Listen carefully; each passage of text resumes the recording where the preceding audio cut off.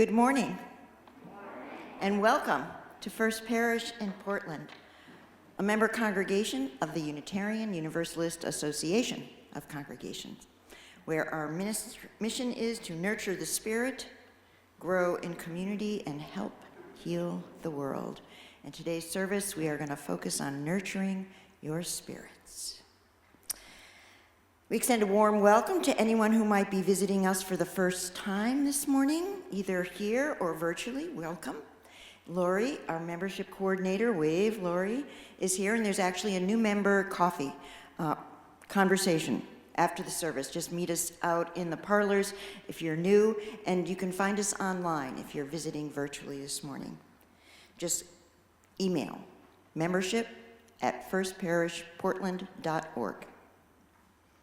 Here each week, we remind one another that we are residing on, built on, playing on, living on, working on sacred land. Land that has been stewarded by generations of Native people and the Wabanaki Federation. And we recognize that they were treated poorly by members of this, founders of this church, and by the state of Maine, which was their land. And we try to acknowledge that every week, not to resolve us of any ill doing or for penance, but to keep us aware that we have an ongoing responsibility to rebuild and repair that relationship. I'm not seeing any wee ones out there, but it's a reminder every week that we cherish our children and families, and that when we smile at them, when we remember their names, when we say, "We're glad you're here," we are reminding them that they are the future of our congregation and that they are important to us. And next week, we have a special bridging ceremony where we are going to focus on celebrating our youth that are graduating from high school, right? Yeah. So be sure to come next week and support them. I think we have a raffle update.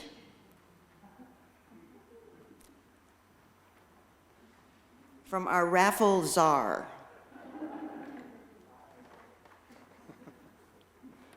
Well, good morning. Good to see so many of you here in church again. It's officially the end of mud season, the beginning of summer now. So, have you really noticed there's a real buzz around church? So many of you supporting the raffle and helping us.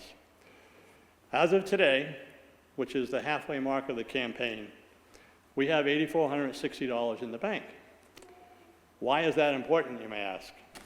Because that lets Billy sleep at night knowing that we are at break even and we can cover all of our expenses, including all the prizes, all the printed materials that we've been working with, our tickets and posters and postcards and all that good stuff, and the licensing at the state, taking care of all of that. Okay, well, what's more important is that now, when you're out there selling tickets, you know that the $20 that you collect goes directly to the First Parish budget. We're in a great position to add some much needed cash to our bank account. The most important indicator of how we're doing is the number of tickets we have distributed to you folks. 1,500 as of this morning. That means we have 500 left with 6 weeks to go. Once you folks pick up your tickets, you're doing just a bang-up job selling them. My highest compliments. And of course, there are some of you who've been selling to one another and just counting 10 tickets between two people. Maybe you didn't think I'd noticed that. But there are over 800 of you who have picked up your tickets. And there are still 80 of you who haven't picked up any tickets yet. Just think about that for a minute. If you folks came forward now, we could easily sell our remaining 500 tickets. If it's more convenient, let me know, and I'm happy to mail them to you. When Claire presented the budget to you last June, it included a line item for the raffle. It was actually part of the budget, which I might add you unanimously approved. That means you agreed to support the raffle. Go get 'em, Bill. I haven't gotten there yet. Okay, please do your share, pick up your 10 raffle tickets, and we can make this happen. They really aren't that difficult to sell. Just ask Taryn, Nancy Burgess, or Val. They're going like gangbusters. Hannah, our office administrator, is selling tickets for us. Stone took 50 tickets to his restaurant. and this lady behind me is doing her share, selling tickets as well. When you're talking with a prospective buyer, just ask them what travel or vacation plans they have for the rest of the year, or what's on their bucket list. Take their family to Disney World, go to a Red Sox game, go to a concert, getaway golf trip, whatever they do for fun. The conversation will flow from there. There are so many ways they can use their winnings this year. Let them use their imagination and create their own adventure. I want to share with you a very short story. Recently, a member of our church was out having drinks after work with my youngest son, Brian, and his wife. Only he didn't know that Brian was my son. During the conversation, somehow my name came up, and he told Brian that I was relentless. I'm sure most of you agree, but anyway. Elizabeth, can you help me out? Am I relentless? One small word, that's all she came up with today. Well, you know, when he was fooling his son off, I was terrible. He's quite intimidating, but he is a bad person. I can believe that at this point. Although I hate giving him any credit. Seeing as you asked me. Thank you. Brian laughed and fessed up that I was his dad and stated that a 40-year career in sales probably made me that way. He said, "You should all know how much fun I'm having with this person these days." Honest, I'm only relentless to those of you who have not picked up your tickets yet. As the Nike slogan says, just do it. Thank you and happy selling.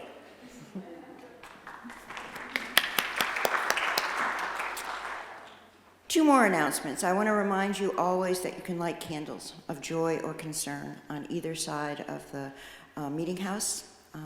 Share what is a joy in your heart, and anything that is a burden, we will light it and lighten it for you.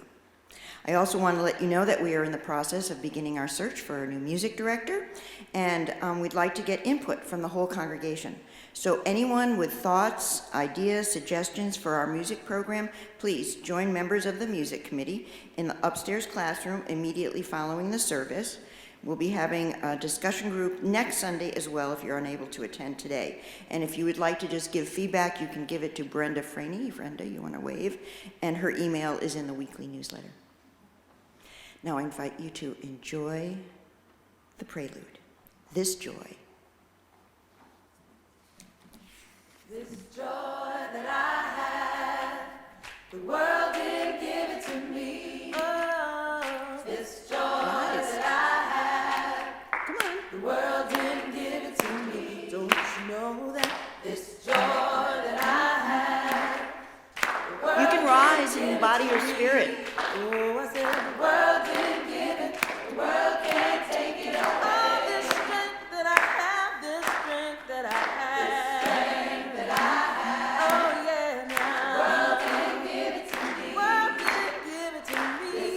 Give us a little more volume, Devin.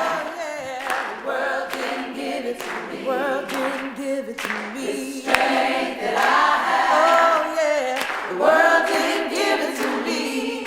Oh, I said the world didn't give it. The world can't take it away. Oh, this love that I have. Love that I have. Oh yeah, now. The world didn't give it to me. The world didn't give it to me. This love that I have. The world didn't give it to me. Don't you know that? This love that I have, yeah. The world didn't give it to me. Singing, the world didn't give it.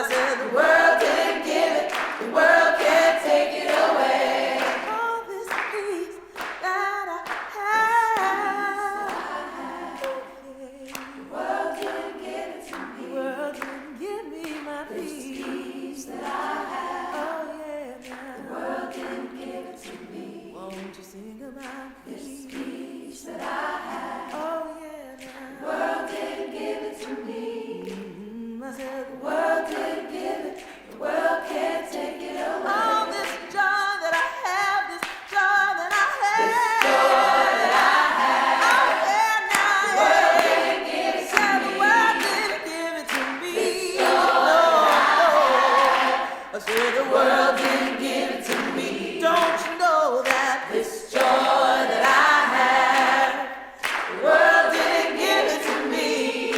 Oh, I said the world didn't give it, the world can't take it away. The world didn't give it and the world can't take it away. The world didn't give it, the world can't take it away. The world didn't give it and the world can't take it away. The world didn't give it, the world can't take it away. The world didn't give it and the world can't take it away. The world didn't give it, the world can't take it away.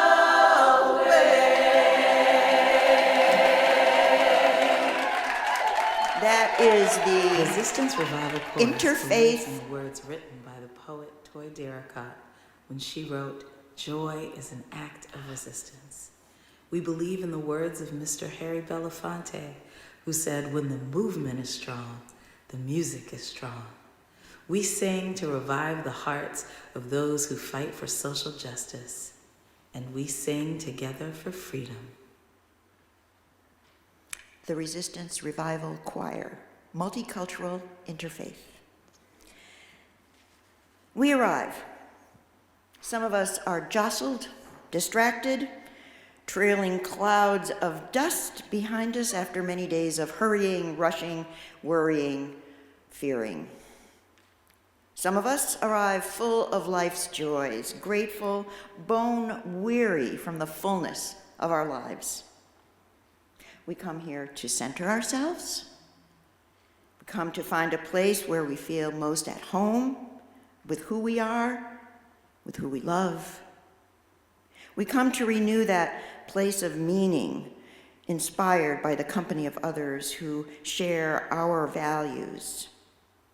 And we try to weave together this very fragile fabric of community that has been jostled by a pandemic and so much going on in the world.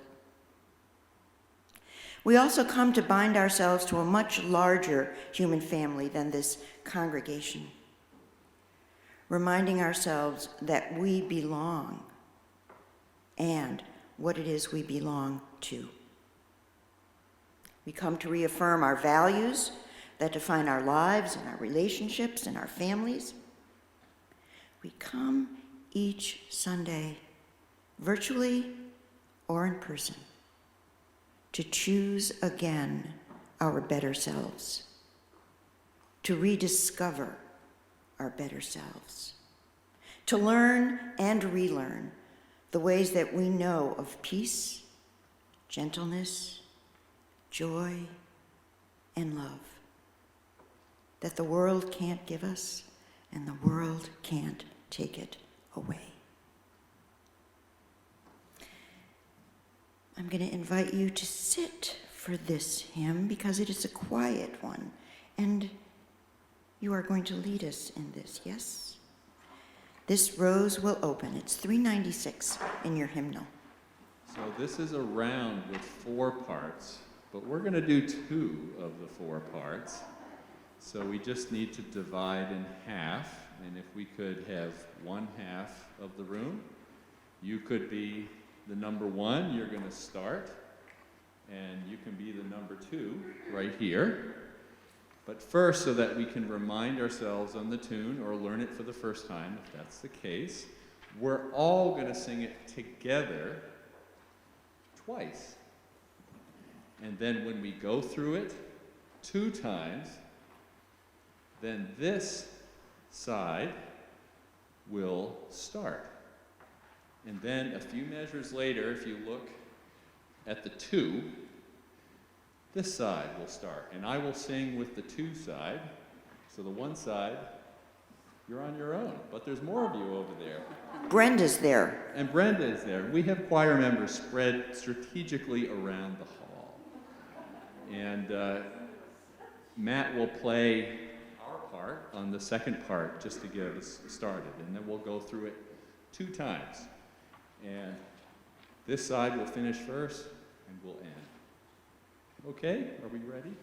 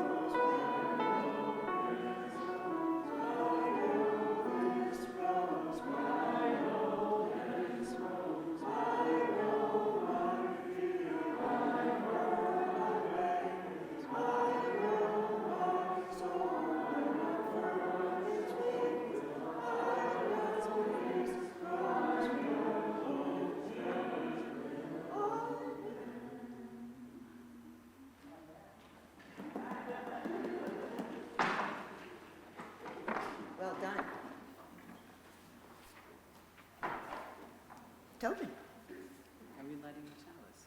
Yes. Tobin. Oh, I'm doing it? Please join me in the unison chalice lighting. Tobin is going to light it for us.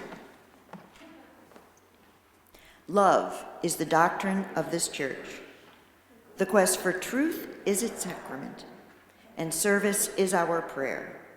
This is our great covenant, to dwell together in peace, to seek truth in love, and to help one another, to the end that all souls shall grow into harmony with the divine.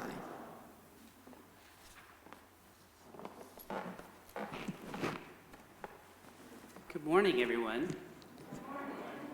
So now is the time when I would like to call my teachers forward and any children that might be here hanging out in the back of the church in the last row. No pressure or anything.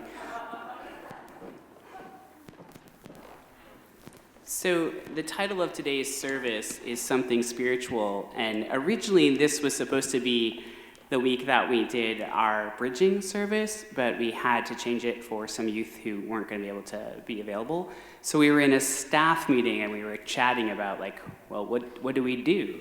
And I think Elaine said, we'll do something spiritual. And and that's how it all started. And in that, I immediately thought, okay, I know exactly what to do. My biggest spiritual practice is gratitude lists. How many people have ever written a gratitude list before?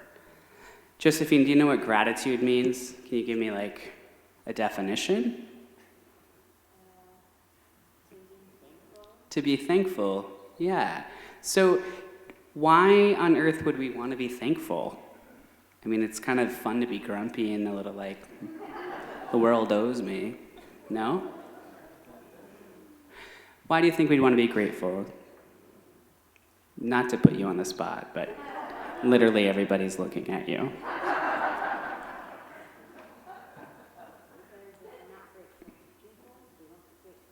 If we're not grateful to people, they won't be grateful to us, yeah. Can you think of some reasons, Sam, why being grateful is a good practice?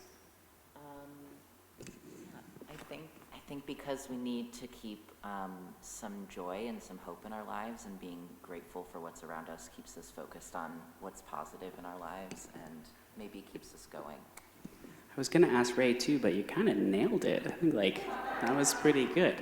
So I have this gratitude journal with hearts on it that I write in when I need a lift up. And one of the things that science tells us is that when we practice gratitude, we are happier, we have better self-esteem, we feel more useful, we feel more connected. It also helps with depression and helps us to be in good spirits. And so I do this practice because, as Sam said and as Josephine said, when I can feel gratitude in my heart, I can feel it open. You know, we talk about this rose will open. I could feel my heart be more open. And if I focus on the things that make my spirit and my heart feel more open, then I feel like I notice more of that stuff. So the more I practice gratitude, the more gratitude I have and the more reasons I see all around me to be grateful. So I'm going to share with you a couple of things on my gratitude list, and then I would love to hear some things that might be on your gratitude list. I'll give you time to think about it, so I'll go first. So on my gratitude list, I write on the top, things that I am grateful for. My home, my friends, my family, my supportive partner, my pets. And anybody who knows me knows my pets are way up there. I have the cutest kittens in the world and the sweetest dog. The kindness of others, our freedoms and our rights, planet Earth, clean water, learning from mistakes, my sense of humor, hugs, a comfortable bed and a safe place to sleep, mentors and guides. Josephine, would you like to share some things that you're grateful for? You can say no. I know I've put you on the spot a bunch. I'm grateful for my friends and my family, and equal rights for everybody. Out of the mouths of babes. I'm grateful for my family. I'm grateful for all of the people that I've met since I've lived in Portland, and I'm really grateful for the wonderful youth that I've been able to meet through being at the UU Church. I put you on the spot. Okay. I'm also really grateful for all of the youth that I have met through being here. Yes, you, Josephine. I am grateful for my garden and the time I am able to spend in it. Thank you, Ray. Thank you, Sam, and thank you, Josephine. Did you want to share, Elaine? I'm sorry. I just wanted to give a special shout out to the choir and to Richard, because you guys have been pulling the yeoman's work, and Matthew without a music director, and I know that conversation is happening, and there's so many other people to be grateful for, but I just wanted to give you a shout out today.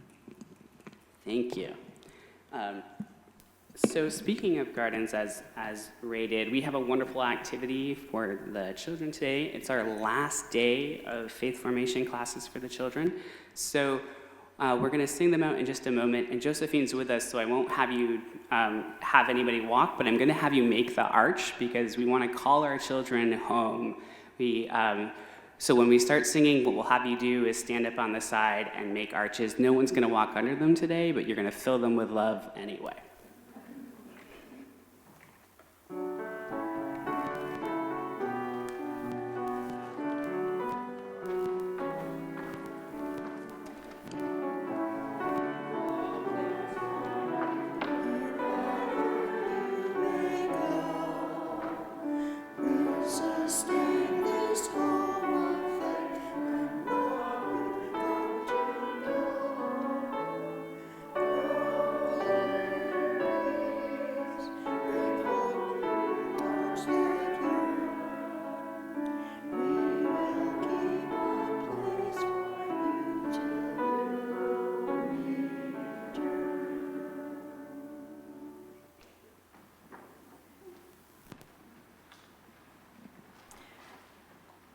For the meditation today, we're going to focus on kindness. And before we do the meditation on kindness, on loving kindness, I want to share this poem with you by Naomi Shihab Nye.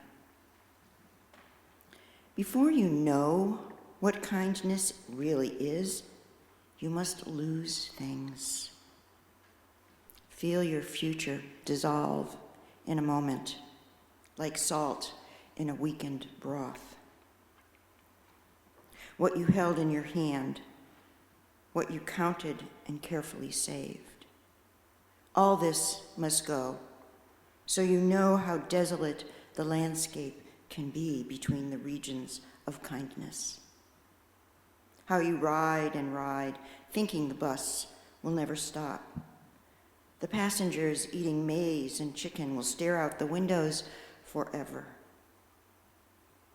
Before you learn the tender gravity of kindness, you must travel where the native person in the white poncho lies dead by the side of the road. You must see how this could have been you. How he too was someone who journeyed through the night with plans and the simple breath that kept him alive in hope. Before you know kindness as the deepest thing inside, you must know sorrow as the other deepest thing. You must wake up with the sorrow. You must speak it till your voice catches the very threads of all sorrow, and then see the size of the cloth. Then it is only kindness that matters anymore. It's the only thing that makes sense. Only kindness that ties your shoes and sends you out into the day to mail letters and purchase bread. Only kindness that raises its head from the crowd of the world to say, "It is I you have been longing for," and then goes with you wherever you go, like the shadow of a dearest friend.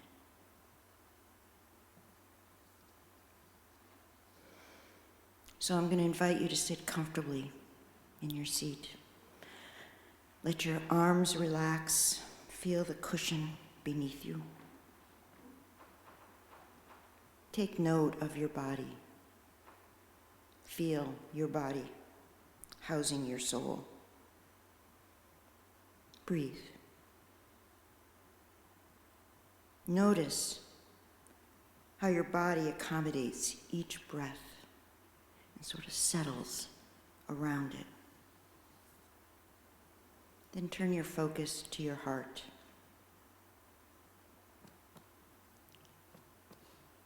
Lub-dub, lub-dub. Feel the beating of your heart with gratitude and warmth. Then if you're comfortable, close your eyes and call to your mind a person, a pet, out of the past or the present, whose steady, unconditional love and acceptance has touched you, touched your heart in a special way. Allow yourself to experience the loving kindness of that dependable, unconditional love, as if they were right here with you right now. Happy for your presence, grateful for you just as you are. Notice how this image eases your body, puts a smile on your face, allows your shoulders to relax.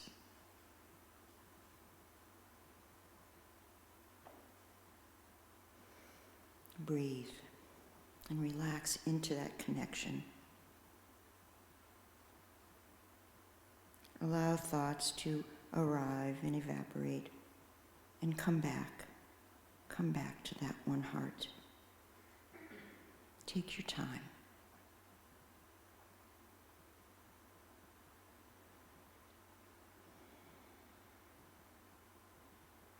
Now put that loving kindness and warmth that you are receiving into words in your mind.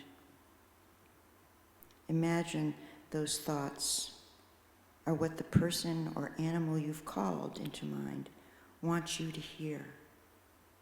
Picture that they are wishing them to you, washing them over you. Words, wishes, gratitude, love.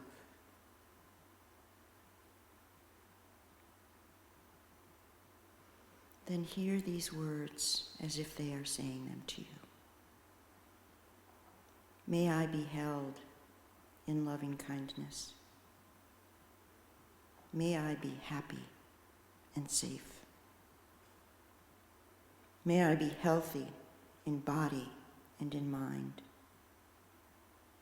May I always know I have enough. May my heart know peace.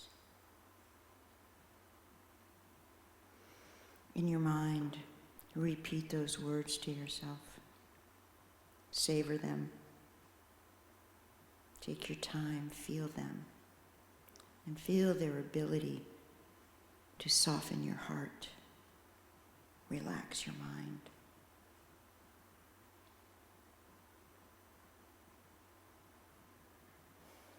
And breathe.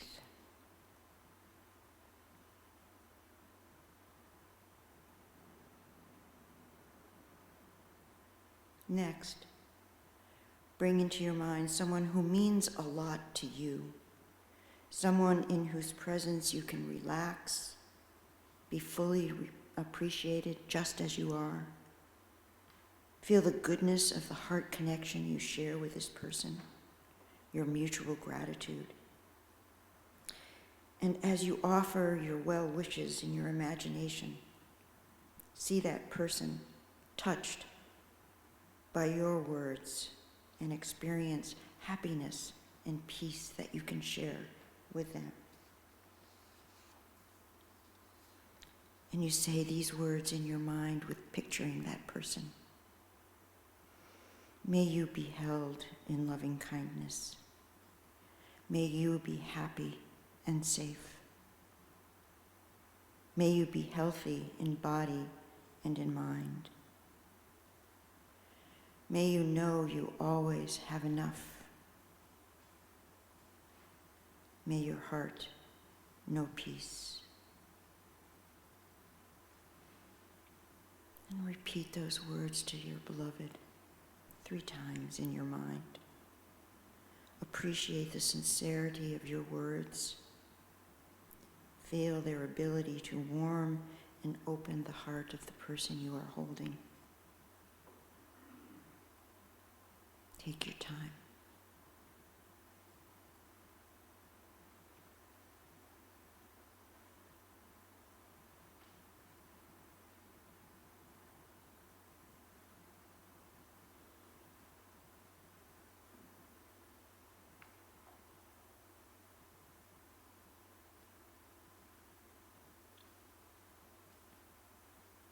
Feel the power of that generosity to another, filling you as well as them, as you repeat those words of loving kindness.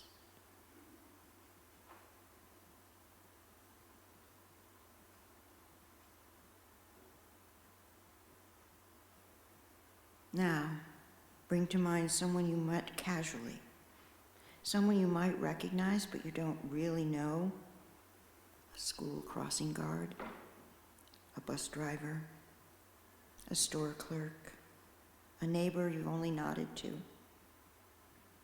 Think of them. Wish them well. Repeat the same words and imagine that they are receiving them and the full benefit of them. May you be held in loving kindness.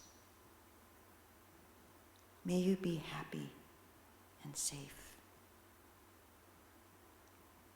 May you be healthy in body and in mind. May you always know you have enough. May your heart know peace.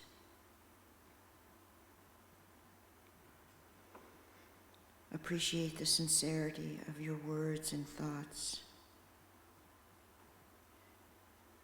Feel their ability to warm and open the heart of this person.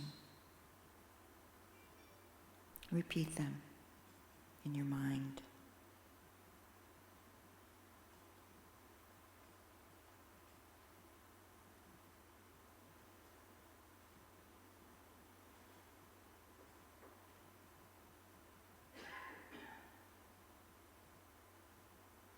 Now the harder one. Imagine someone you don't really care for. It may be someone you know personally that you have a hard time with, someone who triggers you. You may think of a person who usually you think of as unworthy of your consideration. Evoke them in your mind's eye. Try to let go of your antipathy. Maybe imagine them as they were when they were young, vulnerable, a child, before things became too difficult. Try and include them in this well-wishing. May you be held in loving kindness. May you be happy and safe. May you be healthy in body and in mind.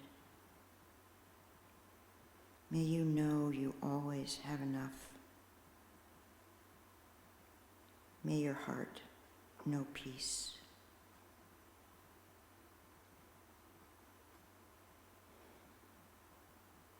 Repeat the words with the image of this person in your mind. Appreciate the power of the words. Feel their ability to warm and open your heart. Take your time. Breathe.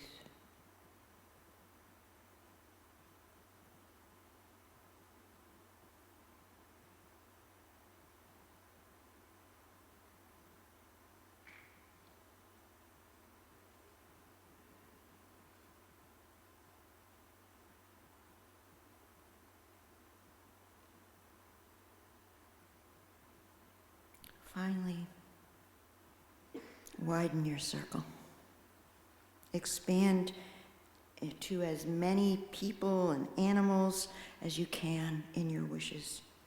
Happy or sad, loved or neglected, in good health or poor health, alive or past, in all stages of life, without being particularly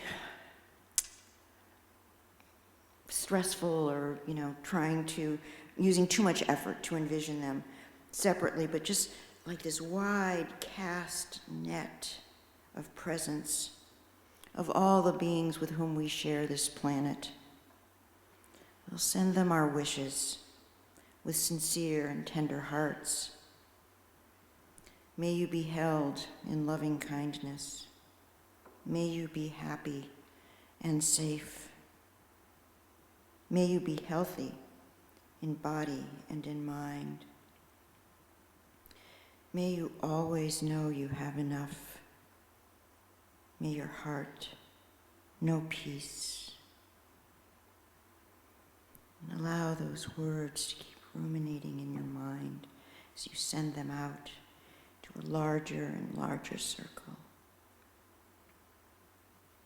May you be held in loving kindness. May you be happy and safe. May you be healthy in body and mind. May you always know you have enough.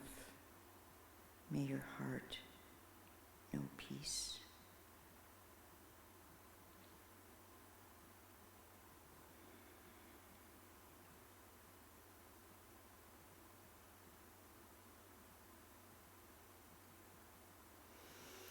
Now slowly return your awareness to the presence of this meeting house and the people around you. All the people you've connected with in your wishes, in your mind. And with a sense of gratitude, breathe in that feeling of loving kindness. Draw your hands and palms together into a gesture of namaste.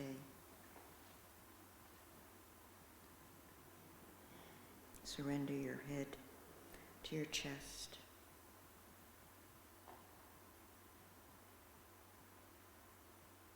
Namaste. May you be well. And remain seated as we center ourselves with Spirit of Life.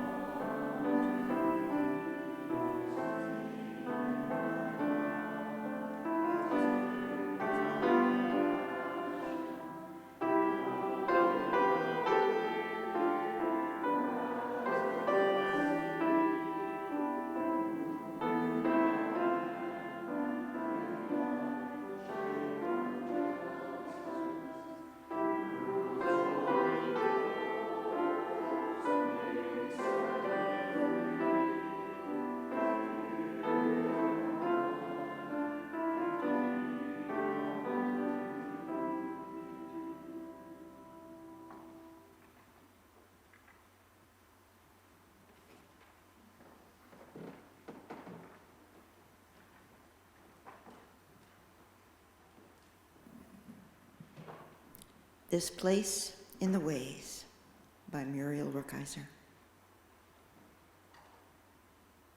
Having come to this place, I set out once again on the dark and marvelous way from where I began. Belief in the love of the world, woman, spirit, man. Having failed in most things, I enter a new age, seeing the old ways as toys, the houses of a stage painted, long forgotten. And I find love and rage. Rage for the world as it is, but for what it may be, more love now than last year. And always, always less self-pity, since I know in a clearer light the strength of this mystery. And at this place in the ways, I wait. I wait for song. My poem hand still on the paper. All night long, poems in the throat, in the hand, asleep, and my storm heart beating strong.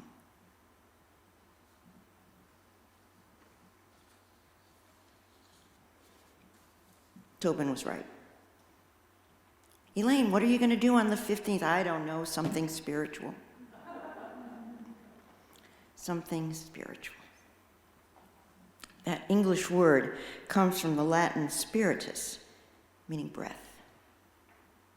So when you breathe, the spirit of anything, a child, a relationship, an individual, this institution, is as invisible as when you take a breath. And also just as essential. And I know out there's some of you who say, I'm not a spiritual person. Or you'll say, oh, can't we just do something spiritual? Yeah, and there's so many here and so many there, and then there's the social justice, we gotta do the social justice, and everybody comes here for that piece of mystery that fills you, that piece of something that gives you meaning, gives you purpose. But we have to remember to rest in it, to find that place of breath,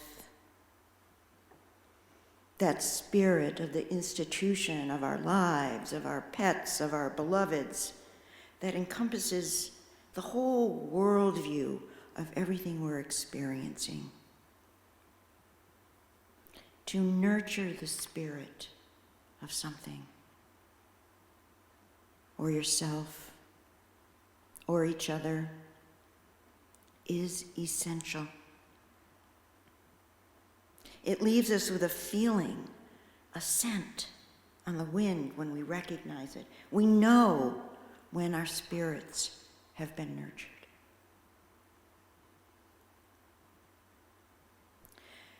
To nurture anything as abstract as a spirit, as unintelligible, intangible as a spirit, you first have to acknowledge that the intangibles of our world are important, that they have value. You have to recognize the unique core of value in each person, in each relationship, in the institution. That it all has meaning in a pandemic. That there is meaning. There is purpose in everything that we are experiencing. It has intrinsic value. It will transform us. It will, like the fire of the kiln, it will change us from clay to porcelain. That's what nurturing the spirit does. And that's what a church is for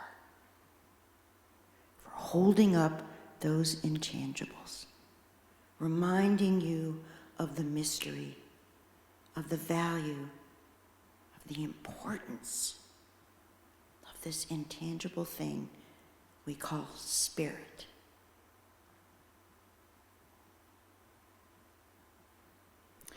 We nurture our spirits so that we can grow in our capacity to reach out beyond our perception of what we can see and hear and touch, beyond those limits of our five senses, to embrace our lives, our stories,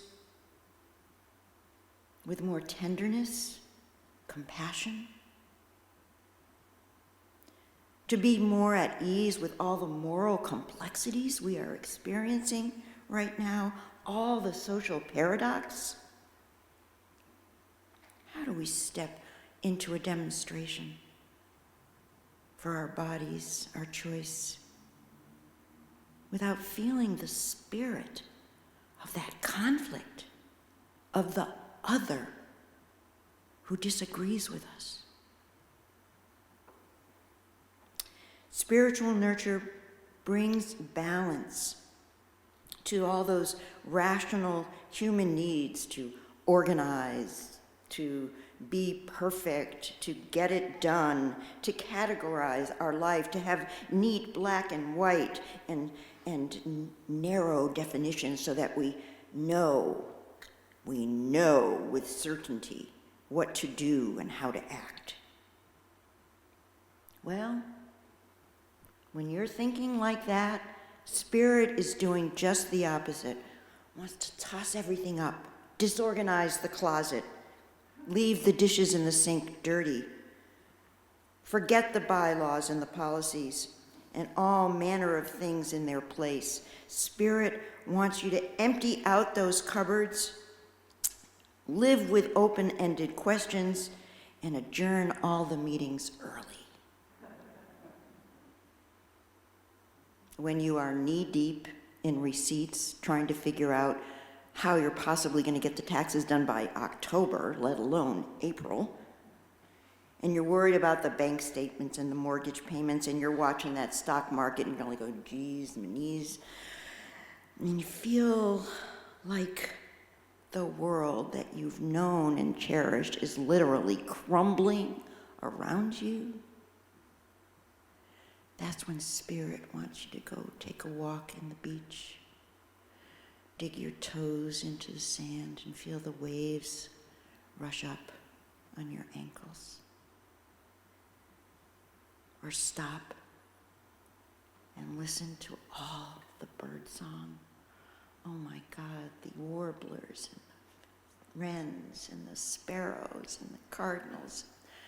They're all out there so joyous right now.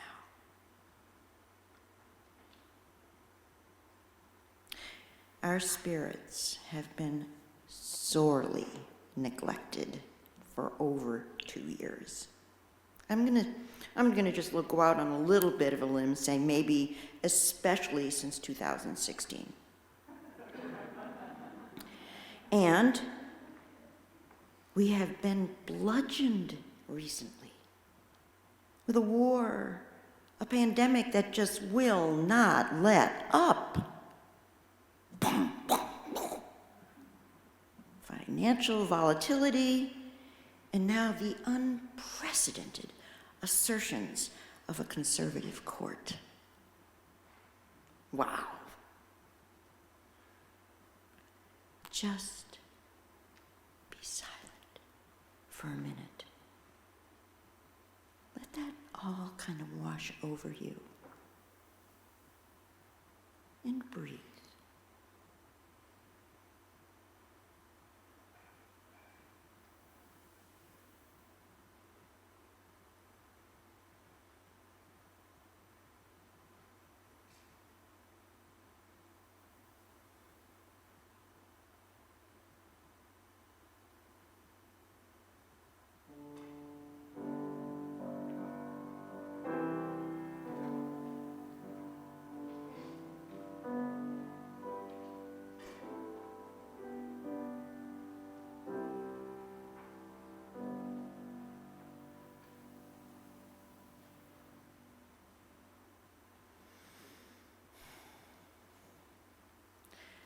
Descartes gave us only half the truth.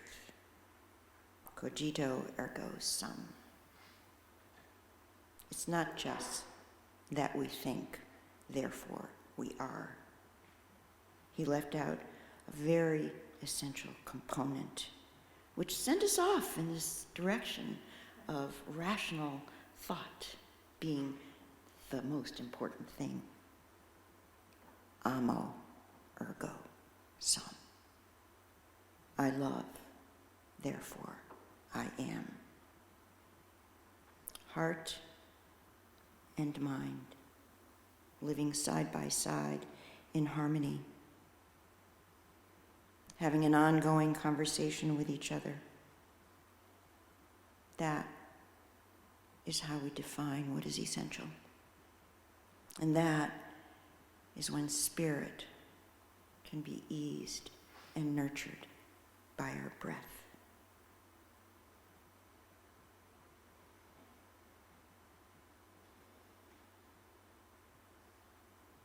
Spirit is a mystery, difficult to define, essential to cherish and nurture. Like a dream, we are both in it and it is in us.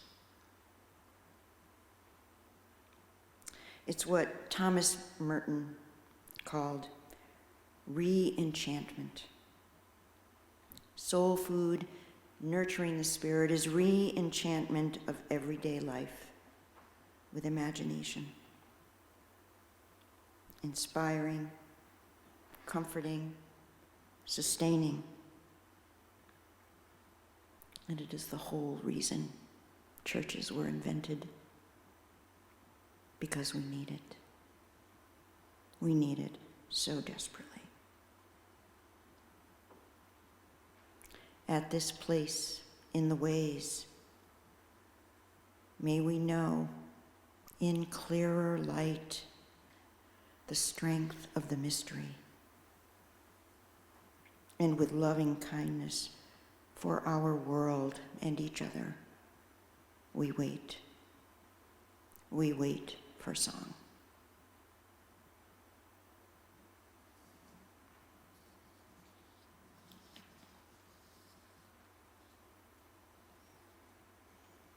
I invite you to rise in body or spirit, and we'll sing hymn number 1, May Nothing Evil Cross This Door.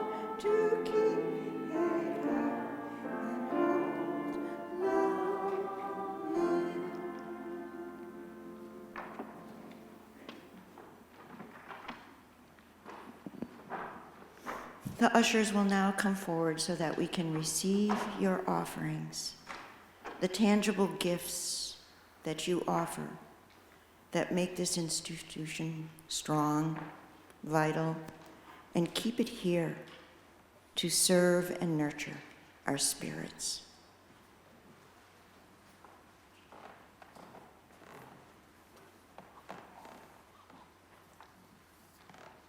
We dedicate the offertory hymn today for the victims of the horrible events in Buffalo.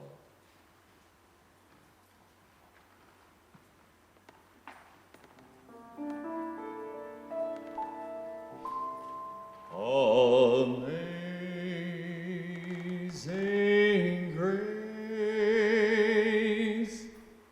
how sweet the sound that saved a wretch like me.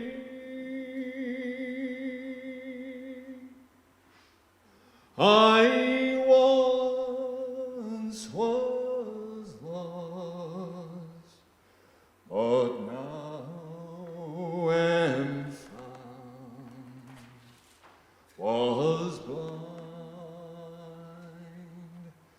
but now I see.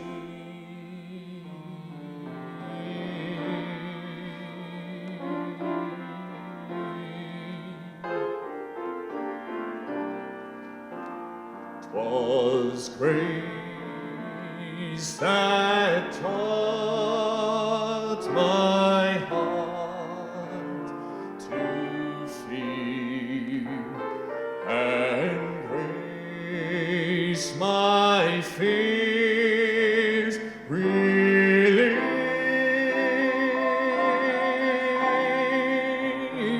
How precious did that grace appear, the hour I first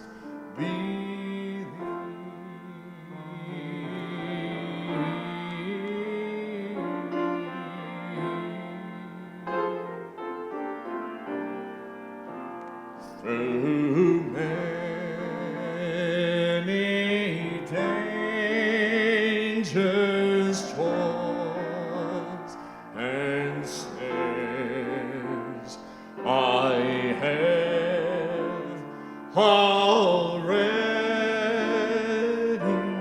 come.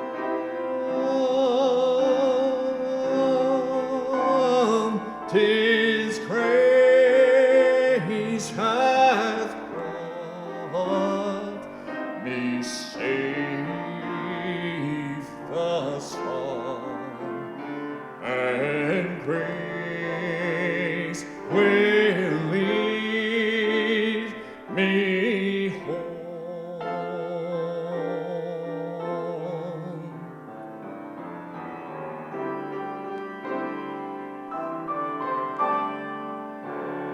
When we've been there, when we've been there, 1,000 times, 10,000 years, shining bright, shining bright, bright as the sun. We've known the last days to sing God's praise, and when we first begun,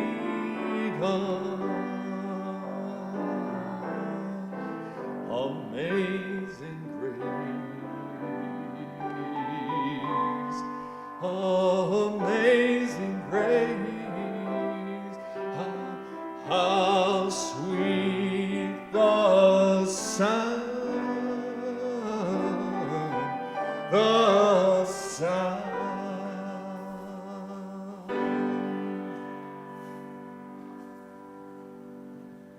Woof! Sing it, brother. Some of you heard this poem at a meeting last week. It's called Long Haul People. You find them in churches when you're lucky. They bring the money forward.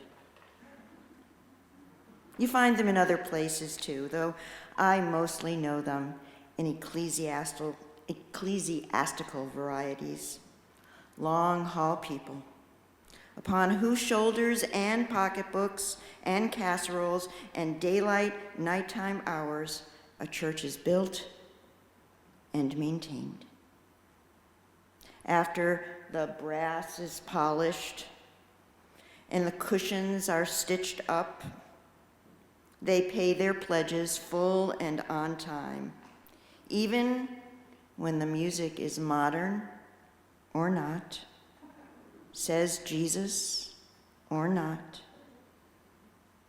They support each canvas, though the sermons aren't always quite short enough or too short.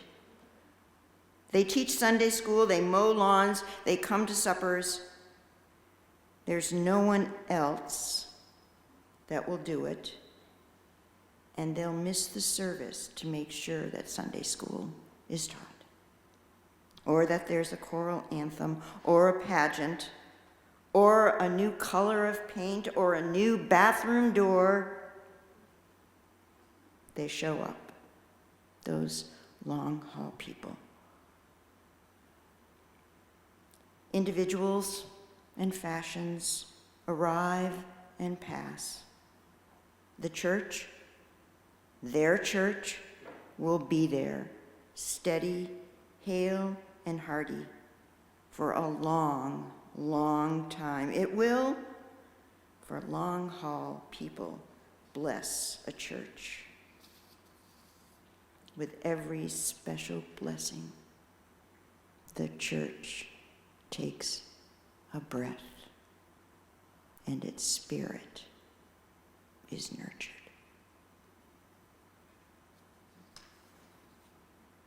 Tobin, would you put out the chalice? When we say the chalice, lighting words is went out. Then, yes, would you come up and it's whenever I go down and put it out, I feel like I'm not giving my full attention to the word. So I really appreciate it when someone else comes up to light it or extinguish it. The words are printed in your order of service or they're on your screen. We extinguish this flame, but not the light of truth, the warmth of community, or the fire of commitment. These we carry in our hearts until we are together again. May it be so.